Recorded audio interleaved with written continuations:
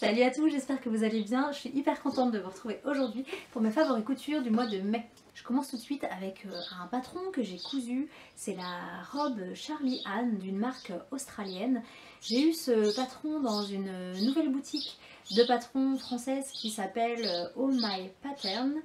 Et j'ai craqué sur cette robe que je trouvais vraiment très jolie, surtout au niveau du décolleté cache-cœur et des manches papillons. Je voulais donc faire cette robe au départ, mais finalement j'en ai fait une tunique pour deux raisons. Alors déjà j'avais un coupon de tissu que je voulais utiliser, mon tissu couleur brique. Je me fais attaquer par un moustique.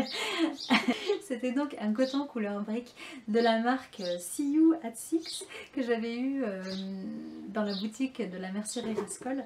Et donc j'avais 1,50 m et c'était trop petit pour cette robe.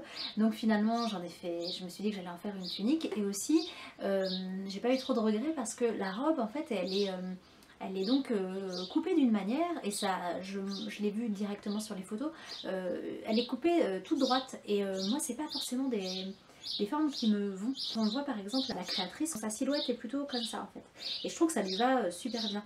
Mais moi ma silhouette elle est plutôt, on va dire, comme ça, et puis après pouf comme ça. Donc ça... Ce genre de robe, en fait, je trouve que ça ne me met pas en valeur, surtout que je suis un petit peu cambrée au niveau du dos, donc que ce soit resserré à la taille, et j'aime bien après quand ça part évasé. C'est vraiment ce qui, je trouve, me met le plus en valeur. Voilà, j'étais un petit peu sceptique pour moi. Donc ce que j'ai fait, c'est que j'en ai fait une tunique. Donc le fait de raccourcir, c'était moins... la forme était moins gênante, on va dire, que sur une robe longue. Donc j'ai retravaillé le bas pour l'arrondir aussi, pour pas faire une tunique toute droite. Je suis très contente de ma tunique, le patron est très bien, il est la taille juste quoi. Et j'ai pris mes mensurations, j'ai pris la taille qui correspondait. Et aussi, c'est assez facile en fait à réaliser. Par contre, c'est un patron, oui, qui est en anglais. Mais il y a beaucoup de schémas, donc je trouve que c'est assez compréhensible. Et puis, il y a quelques termes qu'on peut ne pas connaître, mais c'est l'occasion aussi de réviser un petit peu son anglais avec des termes de couture voilà, spécifiques, quoi. Mais sinon, voilà, il n'y a pas de difficulté majeure. Ensuite, j'ai fait un petit tour dans la penderie et j'ai regardé les vêtements que je mettais plus. Et je suis retombée sur cette robe que j'avais cousue l'hiver dernier. C'est un test de patron que j'avais fait pour moi. Et en fait, bien cette robe, mais finalement, je l'avais imaginée plutôt comme une base pour ensuite faire des robes un petit peu plus travaillées avec différents cols, différentes manches. Donc je la mettais pas trop. Alors le tissu il est super joli, c'est une viscose de la marque aussi See You at Six, parce que je suis fan de cette marque. Donc c'est une viscose rose avec des petits motifs pissenlit, et j'aimais bien le tissu quoi qu'il arrive, donc il fallait que j'en fasse quelque chose. Donc cette robe je l'ai prise, je l'ai remise sur moi, et là j'ai essayé d'imaginer ce que je pouvais en faire. Donc j'ai coupé un petit peu les manches pour qu'elles soient moins longues, j'ai taillé le décolleté en V, et donc j'ai raccourci aussi la longueur pour en faire une tunique. Donc je voulais la porter avec un jean, je voulais qu'elle cache un petit peu les hanches et les fesses, mais qu'elle soit pas non plus trop longue et pas trop courte non plus. Et donc ça a donné en fait un truc vraiment cool que j'aime vraiment beaucoup, et à voir vos réactions sur les réseaux sociaux, je sais que ça vous plaît aussi. Et finalement j'en ai même refait d'autres depuis, dans les favoris du mois prochain. Là, mais donc voilà, cette petite tunique super agréable, je l'ai mise des dizaines de fois depuis. C'est en plus une forme qui est vraiment sympa. Elle est un petit peu large, mais elle reste quand même saillante. Moi j'ai pas énormément cousu ce mois de mai. Il y a eu les vacances au mois de mai, donc mes filles étaient à la maison, et c'est toujours plus compliqué pour moi de coudre quand mes enfants sont là. Donc j'ai cousu pour mes filles, j'ai cousu un sweat dans un tissu jogging gris avec un motif pissenlit aussi. Je crois qu'il n'y a pas de marque spécifique, je l'ai eu dans la boutique mercerie Rascol, et c'est un tissu très agréable à coudre, vraiment tout doux et tout, c'est vraiment chouette comme matière. Et j'ai cousu un sweat. Alors le patron, en fait j'ai fait un truc un petit peu à l'arrache, j'ai pris deux de mes filles que j'aimais bien et j'ai fait une sorte de mix, mais voilà, j'ai produit le patron en fonction du pull posé dessus, et j'ai tracé vite fait, enfin je suis allée peut-être un peu vite. Le résultat est bien, mais au niveau de la carrure, c'est un petit peu large quand même, et voilà, mais bon ça leur ira je pense cet hiver. Et ça fait un pull, ça fait un sweat un petit peu long avec une encolure assez échancrée. Et il est un petit peu large, mais bon voilà, je trouve que c'est assez sympa de le mettre avec peut-être une jupe en jean, enfin un truc qui féminise un peu pour pas que ça fasse trop sac.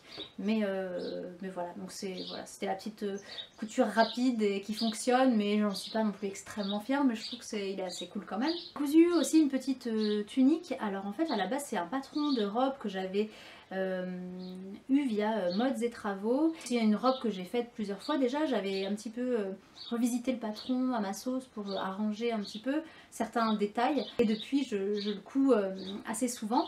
Je voulais utiliser un tissu assez printanier, un tissu blanc avec des motifs très colorés de la marque Katia Fabrics. Je crois que c'est une marque espagnole. J'ai envie de faire à mes filles une tunique très, voilà, très mignonne comme ça, resserrée, enfin avec des fronces à la taille, puis ensuite un petit peu évasées, à porter sur une jupe en jean. En fait, je l'imagine bien comme ça, avec des sandales, avec une petite peau bronzée, enfin, les cheveux longs, détachés dessus, comme ça. Voilà, j'avais cette image comme ça en tête. Je l'ai doublé avec un coton à petits pois noirs, blanc à petits pois noirs que j'ai eu. Alors celui-là je crois que c'était Mondial Tissu. J'ai fait un projet que j'aime bien, c'est parce que c'est du recyclage. J'ai pris une robe, donc c'est une robe à la base que j'avais achetée chez H&M, qui avait des manches longues, devenue trop courte au niveau des manches et au niveau de la longueur. Mais au niveau de la largeur ça allait encore à ma grande fille, qui est très fine. Donc je me suis dit que ce serait pas mal de la transformer en tunique. Donc j'ai coupé. Et pour que ça lui aille cet été, parce que c'est vraiment le dernier moment où ça lui ira, j'ai pris le bas du tissu que j'ai coupé pour en faire des petits volants sur les épaules, et je trouve que ça fait un rendu très très sympa. Et pareil, dans un style de petite tunique à mettre sur un jean ou sur un short en jean ou sur une jupe en jean, enfin je trouve que le mix est assez mignon.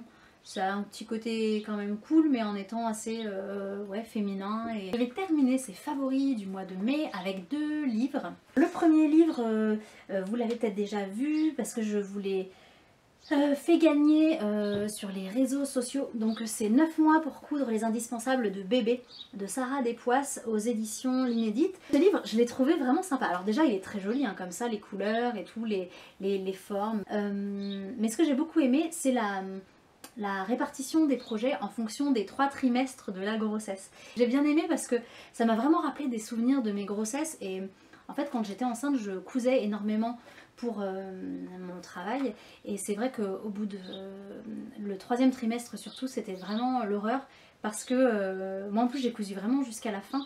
Donc j'avais un ventre mais énorme et j'arrivais plus à bouger, et par exemple dès qu'il y avait je sais pas moi, une épingle qui tombait par terre, c'était tout de suite l'angoisse, parce que je savais pas comment j'allais faire pour pouvoir la ramasser, parce que je n'arrivais pas à me baisser et tout ça. Donc c'était assez marrant, ça m'a fait remonter plein de souvenirs comme ça. Les projets sont classés par facilité et puis par volume aussi. Au début on peut plus facilement coudre des choses en volume qu'à la fin de la grossesse, ou au début on est peut-être plus fatigué, donc les choses vont peut-être être volumineuses mais elles sont peut-être assez simples à coudre.